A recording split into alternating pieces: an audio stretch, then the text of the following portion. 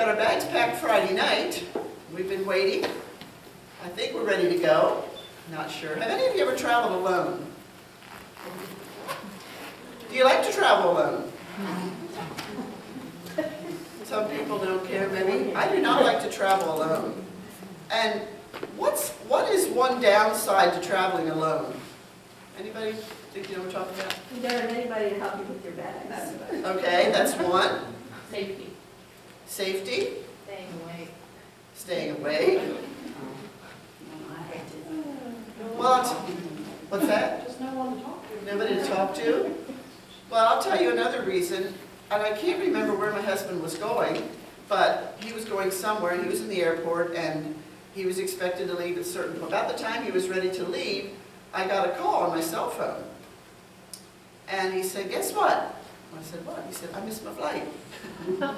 He was sitting there talking on his cell phone, and he heard something, you know, in the speaker, but he, you know, so if he would have had his wife with him, he wouldn't have missed his flight. We help each other out on that, really, to be honest. Okay, do you have your passports? I'm not really talking about the one you're reaching for, but to go where we're going, we have to have our names written down in the Lamb's Book of Life. And I know Eileen mentioned about not enjoying the journey, enjoying Jesus, but you know, that's what makes our journey enjoyable, is having Him with us. And true, the trip itself might not always be as exciting as we want, or might have more bumps in the road, but with Him with us, we can handle it. Yes. And He makes it good. I'm sure there's some of you, as you think of this, going somewhere, you might be dragging your feet. When you think about doing anything different than what you've ever done, right? We don't like different, do we? Come on, girls, be honest. Sometimes fear has us paralyzed. I remember when I was praying to be sanctified, always it came up, are you willing to stand up in a busload of people, you know, if you're traveling somewhere, and testify to them?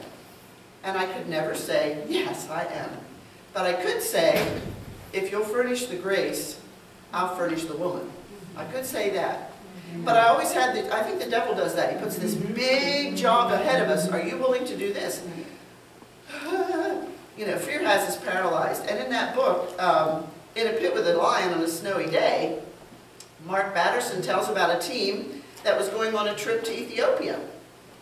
And before they left, everybody in the team was a little bit nervous.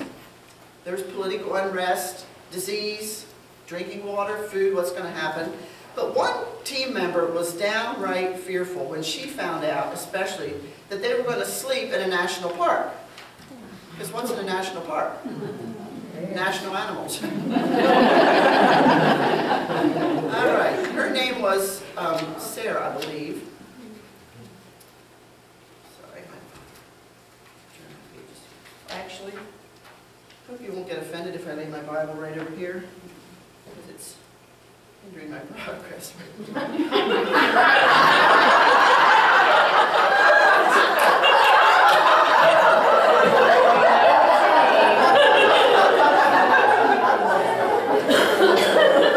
Delete that from the video. All right. Somehow, knowing that armed guards would be guarding them all night did not ease her mind. Neither did the crocodiles they saw in the river or the lions they heard from the campfire. But he said he was so very proud of her because she faced her fear and did it anyway. And here's what she said. There were a million reasons why I shouldn't go.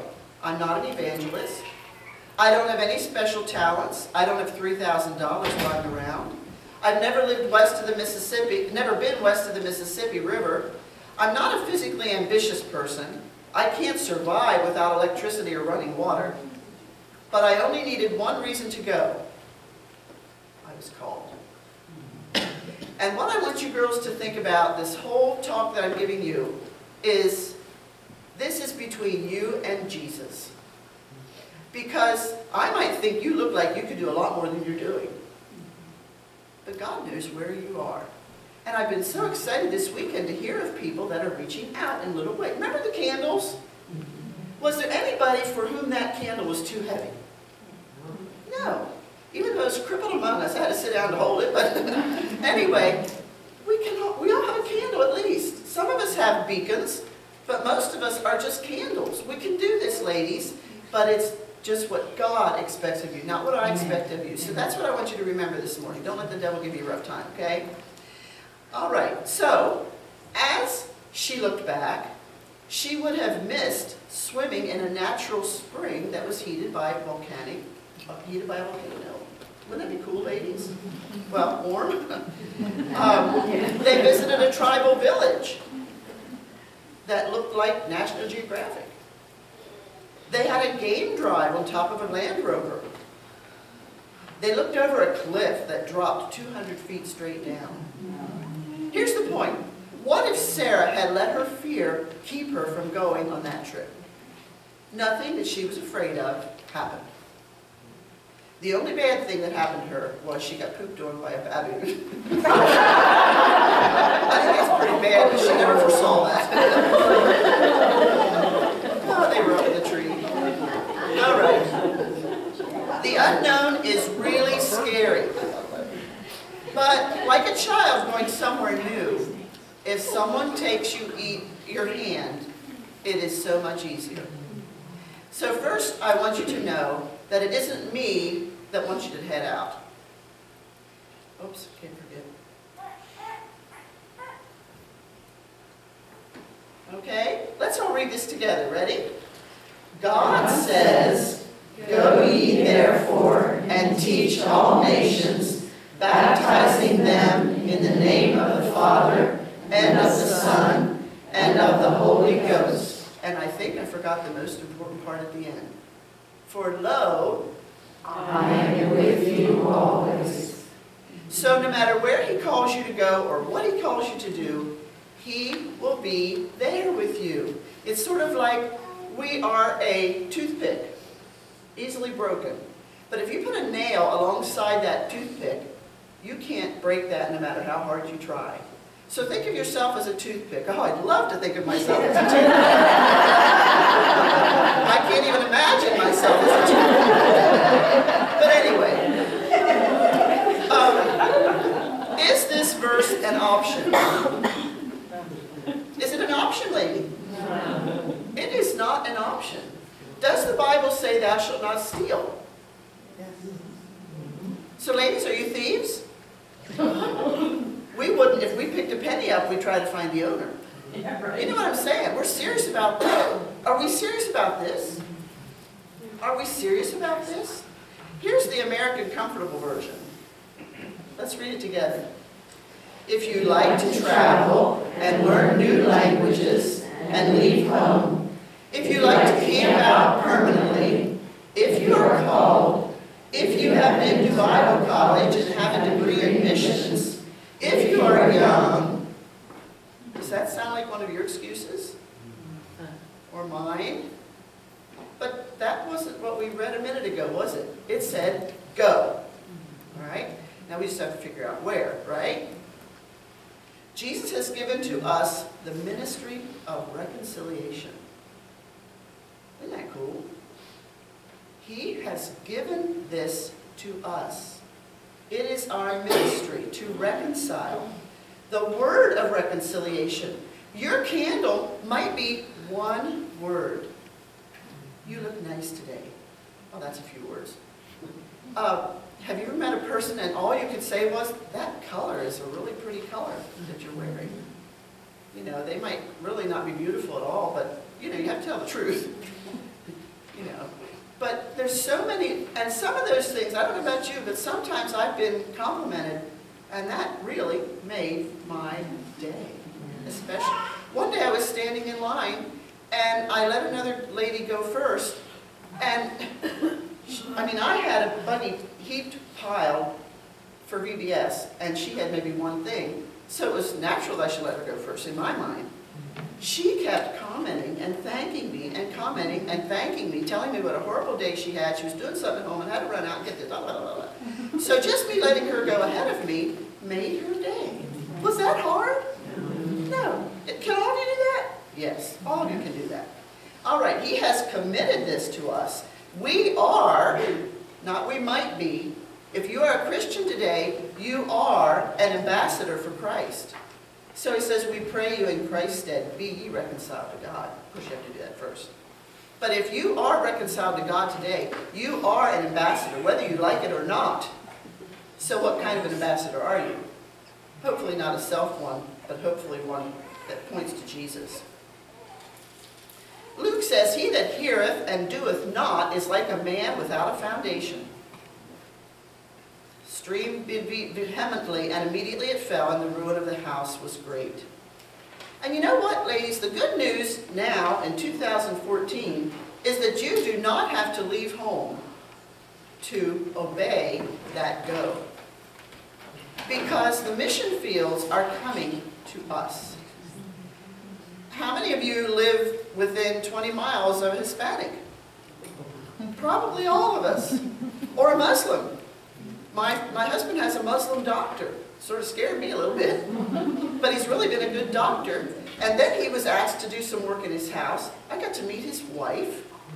And when he finished that job, her name is totally different than his. She doesn't even have his last name, so I'm not quite sure. And her name, I have no idea how to pronounce, even if I saw it in front of me right now. She gave him a gift to give to me. And I know that to reach out to Muslims, the best way is just be a friend to them. Because they don't have many friends, you know what I'm saying? Other than their own people. And I was just thinking, oh, I would love to reach out to her, but I am not, I'm not a real person, people person. But I thought, oh Lord, I really would like to reach out to her. She gave me that gift. To me, that was saying that she was reaching out a little bit to me too. A beautiful bag she made herself from Pakistan. I mean, she's Pakistani. And it is just gorgeous. It's not something that I would choose if I was in the store, but a lot of work that she went into. And I thought, that is my sign. And we've invited them for a meal. I haven't heard back from her. I think she told my husband that she's been, occupied, but she wants to get back to me. But just pray. Oh, wouldn't it be wonderful if we could win a Muslim couple to Jesus? Oh, that just would be the highlight of my life, I think, if that happened. Because it's hard. They are really shunned when that happens. So you pray for whatever her name is. I don't know what her name is. You could call her the bag lady. There you go. Don't forget, we have everything in our travel bag to make us successful. Can somebody tell me something that we have? Can we start at the beginning? Because that's how my screen goes. All right, good job. We need beauty products. Emphasize, Jesus will make you beautiful with salvation. You can put a lot of paste and glue and stuff on the front here, but that's not really going to help your soul, is it? All right, next. Oh, my goodness, you're impressing me. All right, the next thing is clothing. And Jesus will clothe you with his righteousness, and he will help you in this whole business. Oops. All right, we also had the jewels there that sort of got shoved around the last time I spoke. And what are the jewels? Children. All right, we need to be taking them with us to heaven and taking them with us to witness.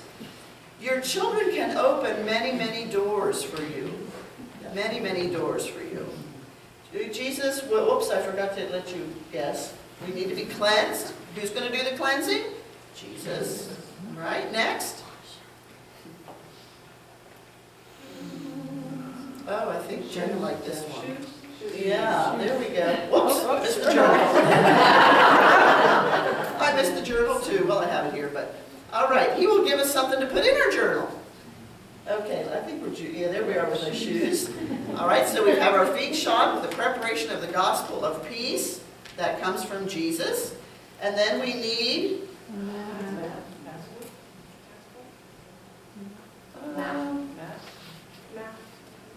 let's see. Oh, there you go. Okay, we have the map. That's God's word to guide us. And was there anything else? Oh, yes. Silver box. Yes, we had the silver box. I'm not sure if that's next, but here we go. Oh, our light. We need our light. Okay, I don't think I had the silver box on this one. Okay. All right. Michael Mason challenged us at Sun City Camp with this question.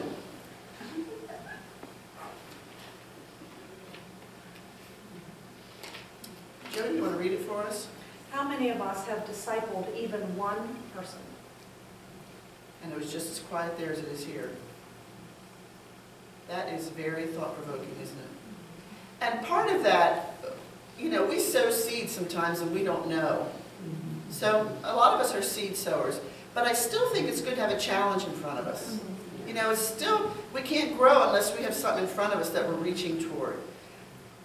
Let's just think about this, and if I would bring this screen next year, wouldn't it be neat if everybody could say that they had discipled one person? Wouldn't that be cool? All right, that's not even saying that you have to help them to find Jesus. Maybe they're a new Christian, but you help to disciple them. You do things with them to show them how a Christian lives. What fun a Christian can have. Not just all the do's and don'ts, right? All right. When you spend your life watching movies, camped on Facebook, or engaged in trivial pursuits, you can expect the emptiness and misery predicted in Proverbs. Isn't that a provoking question? Yeah. When you can't spend your life, does that mean you can never watch a movie? No. It's when you spend your life watching movies, camped out on Facebook. Now I'm going to bed now. I got to go out and get my laundry. Or engaged in trivial pursuits, you can expect emptiness and misery. And I think I heard some ouches there. And my own. I have an ouch as well now and then. All right. But I want us to think about a baby in its mother's womb. Is the baby safe there? Yeah, for the most part. Yeah, I heard somebody say sometimes. For the most part, that baby is safe in there. Is the baby happy in there? Probably. We don't really know for sure, but we assume that they are. From our viewpoint, is it boring in there? Yeah, from our viewpoint it is. Is it beautiful in there? No. Do you wish you had stayed there? No. All right. So that baby in the womb has no idea of the world outside. And we were going to show a few seconds of God's world. Maybe we'll show you at the end all the beautiful things, and you can just look out the window, that you would have never seen or experienced if you had stayed in that nice, cozy, safe place. Isn't that where we like to be? Safe, comfortable, all is good. All right? But look at this. Oh, that's exciting, isn't it? Nothing. Here we go. Life begins at the end of your comfort zone. And that's what I would like to try to encourage you with today, is no matter what you've been doing for Jesus or what you've not been doing for Jesus, are you willing to just step out into some unknown territory and find out what's exciting out there and really live? That's my little soapbox. In fact, I have to shut myself up sometimes. Get out of your box. Sister Rowan Fay had a little box once. She did a seminar, and there was something inside there that was saying, "Let me out of here! Let me out of here! Let me out of here!" Something was really cute, but I couldn't find one of those. But think about your little safe place where you are right now, and ask Jesus, is there some way you would like me to step out of my comfort zone? Is there something that you would like me to do that I've never done before in my life for you? Nobody who has escaped their box ever wishes they were back in there. Have you ever met a missionary that said, "Man, I just wish I wouldn't have gone to the mission field. Oh my goodness, I wasted my..." Have you ever heard that? No. Have you ever heard them say, "Oh, I just love the lack of running water"? No, of course not. And in a way, I'm enjoying this journey. You know, there's things we don't like, but the fact that God has chosen us, I mean, the things that we've experienced that you've never had an idea of, and maybe you would be happy you didn't. That there are some Bible women who thought outside the box. Esther. Have you come to the kingdom for such a time as this? Ruth didn't wallow in widowhood. Sarah. Old age isn't for sissies. Old age can sometimes be our most profitable time. And I'm old, so that's what I'm talking about, this old age. Rahab, willing to stand alone. Martha, service is good, worship is better. Magdalene, no matter your past, God has a miraculous future. Hannah, doesn't care what others think. That guy thought she's drunk. Priest, stretching after God. Listen to this one. Shulamite woman, keeping romance alive. Mary, that's a whole other topic, isn't it? Mary, the mother of Jesus, submissive service. Lois and Eunice, legacy of learning. Grandmas finding a way to pass on our legacy of holiness. And it isn't just Bible women who are brave enough and bored enough to get out of their box. Here's a lady who, leaning close to the side of a graffiti-marked building, was leaning there, a college age, okay, start over. She was leaning there close to Preston, a college-age fellow, outreach worker. In front of them was a neon sign that said, "Nude dancers open all night." And she watched as these girls went by her who were definitely maybe working in there. She saw over here some wannabe gang members who were surrounding her friend Preston with animated conversation. And he needed some private conversation, so he said to this lady, "Stand behind me, but stay close." Any of you think you'd like to be in this place? She was a shaky novice, longing for the safety of her home and her little kitty on her lap. But God reminded her, "I called you to this ministry for a specific reason." Years of traditional Sunday school training had not prepared me for the harsh realities of Satan's turf. She was a suburban, middle-aged housewife. She saw a boisterous group of Asian boys staggering there, and here she was standing all by herself. One of them looked at her with definitely hollow eyes. "What's an old broad doing like you here, huh?" She froze. Somebody tapped her on the shoulder, and she looked around, and there was a medium-sized, medium-built black man. He looked so out of place. He was dressed in a white shirt, black tie. I glanced from one end of the block to the other, and nobody acknowledged his presence. And then he spoke my name. "Hello, Shirley. What are you doing out here in the streets?" "You're like a light in the darkness." She felt a chill envelop her. How did he know her name? "Who are you?" she asked. "That's of no significance, but what I have to say is of great importance." "What do you mean?" I questioned. "Do you believe in God with all your heart?" "Of course. I believe God can make a change in kids' lives, and that's why I'm here." "You're a candle in the night, fair lady." The gentleman bowed before me. Who is this man? Then I asked him, "Are you from the downtown area?" "No, I'm not from this vicinity. You probably won't ever see me again. You will do well here because you care from your heart. You need never be afraid because you have the love of Jesus." "What is your name?" I pleaded again. "People call me Charlie." He took both my hands, put them together, cupped my fingers around a tiny pink rosebud. I took time to admire the short-stemmed pink rose. It was beautiful, but when I looked up, it was gone. And she said to Preston, "Did you see him? Did you see the black man that was talking to me?" "Shirley, what black man? I didn't see any man." "You couldn't have missed him. He was dressed so differently." And as she looked at that little red rose, she had a reassurance of God's mission. "Shirley, you know what? I think that man was your guardian angel." Because of Charlie, my fears of being too old for street work were erased. My excitement overflowed to other outreach workers, and they sensed a difference in my behavior. I stood afraid of the unknown. I was afraid of confrontation, afraid to speak boldly for Christ. But I gained close relationships with the street kids. Without God's strength, thanks to Charlie, God's heavenly messenger, she would not have done it. Ladies, what does God want you to do? Don't be afraid, because He will be there with you. He might not call any of you to do that, but if He does, don't be afraid to go. Because if you do, you're going to begin to really live. And don't try to copy her, because if God didn't call you, that little angel might not be there. All right, some of you today are right where Jesus wants you. And I'm not saying this to put you on a guilt trip, but to encourage you, keep on keeping on. Doing those little things. It's not about being busy, busy, busy, busy, busy. It's not, you need another job. No.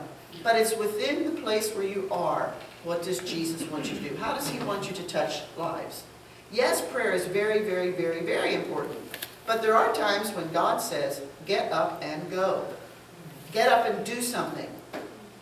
Let's see what Jeremy Fuller says to us. I want to read that for us. Don't you dare let Jesus come back and catch you without a minister. Everyone needs a ministry. Yes. Spoken by Jeremy Fuller. Yes. If you're a mommy today, guess what's your greatest ministry right now? Your children. You don't need to look anywhere else. That's right. Now, he might want you to take your children to a nursing home and let the children sing for people.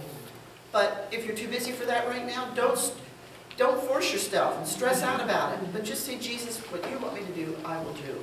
And he will work for you. Here's Eileen, and she said about how Jesus confirmed to her that this was her ministry right now, because she would feel guilty otherwise. But don't, Jesus, like she said this morning, Jesus isn't here to put guilt on you. He's here to gently draw you. And I trust that what I have to say will actually do that. All right. Here's another one. My wife and I were on a bus journeying back home. The driver's name was Joe, and mile after mile they traveled along in this bus. There was a seat right behind the driver, but ignoring that sign, do not talk to the driver while the bus is in motion, were two girls. One was a blonde wearing orange lipstick, another brunette with horn-rimmed glasses, seemed more specs than girl. And so they're up there chatting along. Snatches of song are going through. Finally, the bus driver said, 15-minute rest stop. Through passengers, leave something in your seats. And then it was that we noticed a little old lady approach hastily from the end of the platform, entered our bus, hurried to the rear where two women occupied the back seat. Quickly, she handed each one a slip of paper. Where to? Asked the leaflet that she handed us. Where will you spend eternity? Every passenger on that bus to Roanoke received one. Wadding his track up, a fat man with a cigar threw it on the floor. Another man behind the two girls looked at it and said, well, don't hurt nobody. The blonde girl looked at the leaflet. Well, what do you know? The girls with the specs looked at her track quickly and then leaned back as if she was sleeping. The driver carefully folded his track and put it in his pocket. We saw him wave to the little lady who was hurrying to be about her father's business. Presently, two voices in perfect harmony, two girls from a Bible school, began to sing on a hill far away. The girl with the specs clutched her track, dabbed her eyes with a handkerchief. At the next rest stop, a few passengers got on. Noticing the two girls behind the driver were preparing to leave, I decided I could use a cup of coffee. So, moments later, I encountered the girl with the specs waiting in a telephone booth. I hope you make your connections and have a pleasant trip, I remarked. Thank you, the girl said. Hesitating a moment, she said, I noticed a Bible in your pocket. My father's a preacher. He is? Yes, she said. I'm on my way to see him now, with the best news I've ever given him. You mean? Yes, she said, the tract. God bless that little old lady. In his office, the dispatcher looked at the clock and yawned as if to say, same old grind, nothing ever happens. But because a little lady with a handful of tracts had been faithful, eternal destinies had been changed. Are you that little old lady that Jesus wants you to do something with? Are you the answer to some mother or father's prayer by just doing a little something for that person? We just never know. The Lord said to Moses, what is that in thine hand? And I'd like to ask, what's in your hand? What are your gifts? Are we willing to sacrifice our time, our money, our energy, our comfort, our safety? What are you passionate about? Believe it or not, getting out to teach, out of my box. It is getting out of my box to substitute teach. Yes, I love to teach, but I don't enjoy going into a building where I look like a dinosaur. And you know what? The cutest thing is that one day a little girl looked up at me and said, are you magic? And then after a while she says, you're beautiful. Oh, we're land. loafers because I can't stand wearing these high fancy shoes all day long. And they'll say, I like your shoes. I was like, wow, that's pretty cool. And you know, it really wasn't my choice to be a missionary. I do not have a missionary call. Shock, shock, shock. But my husband and I are very firm believers in walking through open doors. And that's basically been our missionary call. Seeing a need and walking through there. And I'll tell you, there were some things that came upon me that I didn't really expect. Down behind our station, the first place we were in the highlands of Papua New Guinea. And, oh, it was a gorgeous view. When I'd go walking to school in the morning, I'd look to those mountains, and almost every single morning I would say, I will look unto the hills from whence come gorgeous country. But back behind the big tabernacle there was a very steep hill going down to Waterpoop. Isn't that a nice name for a river? The one side, you go down the one side, that's where the women bathed. And guess where the men bathed? You know, yep, on the other side, but it was upstream. And for some reason, several of us missionary families had gone down to the river just to have fun one day when school wasn't in. Oh, that was great, scooting and skidding and going down. I wasn't as large as I am now, but I was still, you know, not a toothpick. And going down wasn't too bad, but coming back up, oh, I could get up. I mean, I'm grabbing hold of tufts of grass. It was slippy, and I'm climbing hands and knees and slipping and sliding. I was terrified. I mean, literally terrified. Finally, one of the other missionary men went and got a towel or something from somebody, and I got hold of the towel. He's above me, pulling. My husband's behind me, pushing. Very embarrassing. I went home, I sat down in my chair, and I bet I trembled for a half hour. I was so scared and so embarrassed. Did I enjoy that? Was that comfortable? No, but now I have something to tell you. It was awful. And then another time when we were in the Sepik where we are, we had to cross a river. We had to ford a river, actually walk through the river to get to this station where we were going to have our women's meeting. And we went up there and we had a good meeting, and I'm watching the sky because it's getting toward afternoon when the rains usually come, and I've been told that if the rains come or when they come, then that river we just crossed is going to flood. And I did not want to stay in an unknown village by myself all night without my husband. No way, Jose. So we finally headed back, walking as quickly as we could down this slippery path. Sure enough, we got to the river. It is flooded. And there we stood. You know, what can you do? So one guy went and he stuck a stick in the sand, like in the water at the edge, and they were watching that because they knew from what would happen is it would rain in the highlands and that water would come down and flood this, even though it wasn't maybe even raining here. And it would flood, and they knew that eventually it would just flow and go out of the way. So he was watching that, and eventually it got to a place, he said, okay, now we can cross.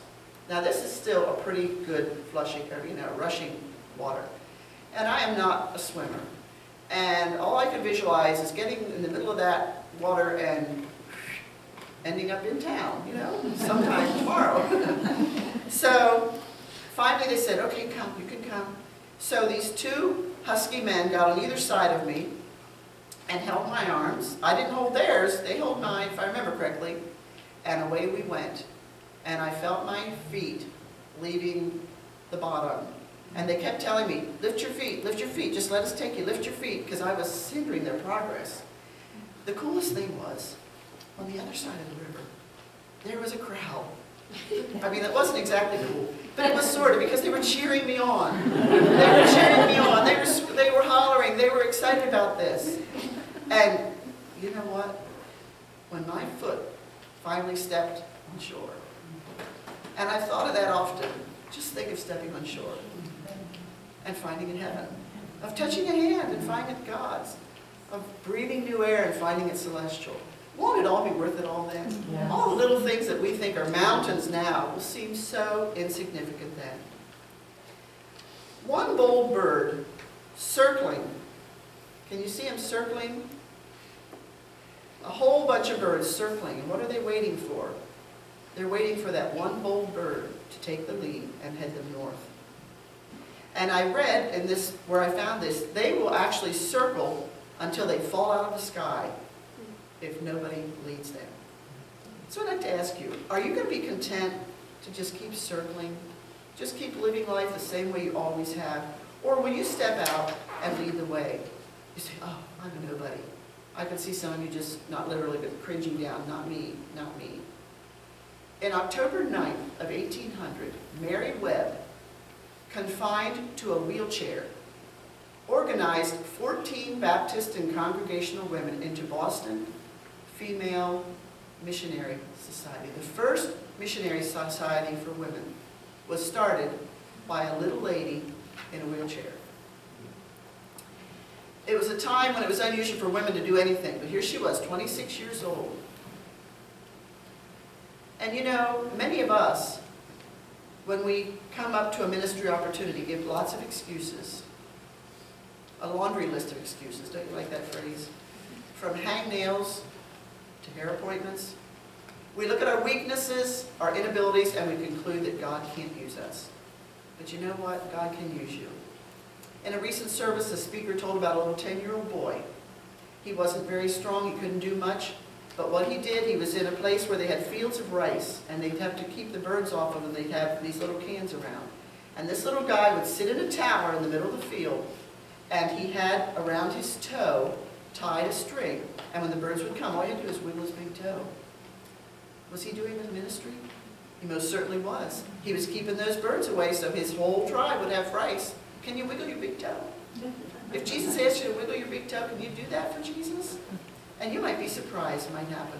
What might happen? There's the Sea of Galilee and the Dead Sea. Both of them have an inlet. The Dead Sea has no outlet. Nothing can live, nothing can drown. The Sea of Galilee is a conduit of blessing. And you know, we gave you these bags here. Sometimes all you can do is blow. Joy Mallory told me that one day. She said, this before they went to Lebanon, she said, all I do is clean in a post office. And she said, it's so depressing because I want to do something for Jesus. She goes, all I can do is glow for Jesus. Where she is. Can you glow? You can glow with Jesus. The book that I gave to Sister Birch there tells us, the mind grows by taking in, the heart grows by giving out. Do for one what you wish you could do for everyone. Go deep rather than wide. In other words, really become involved in somebody's life. Go long term rather than short term. Melanie knows what this is going on in her life right now. Go time, not just money. We can throw money at a problem. Always be on the lookout for the one that Jesus has for you. Charles Wesley said, probably a song, and must I be to judgment brought and answer in that day for every vain and idle thought and every word I say? How careful then ought I to live with such religious fear, who such a strict account must give for my behavior here? If you aren't willing to step out of the boat, you will never walk on water. I think I might have that there. If you don't take the risk, you forfeit the miracle. What will you do with the time that's left? Are you ready to really live?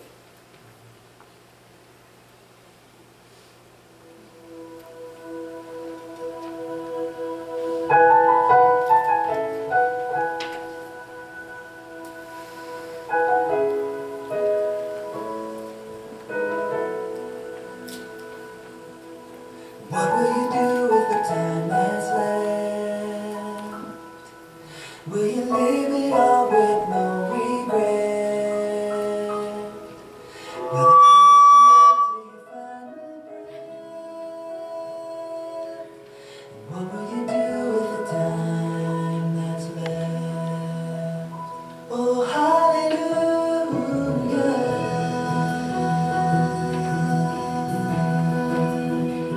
Oh, hallelujah,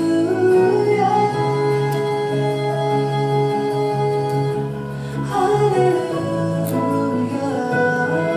yeah.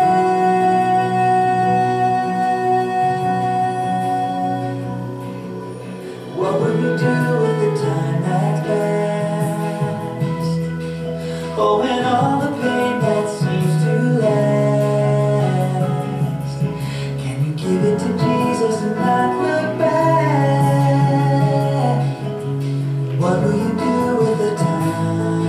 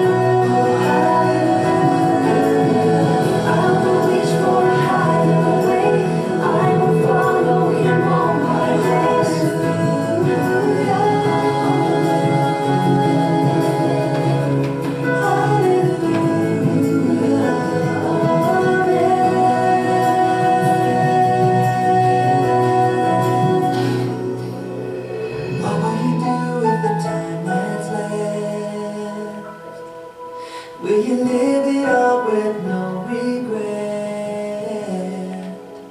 Will they say that you love till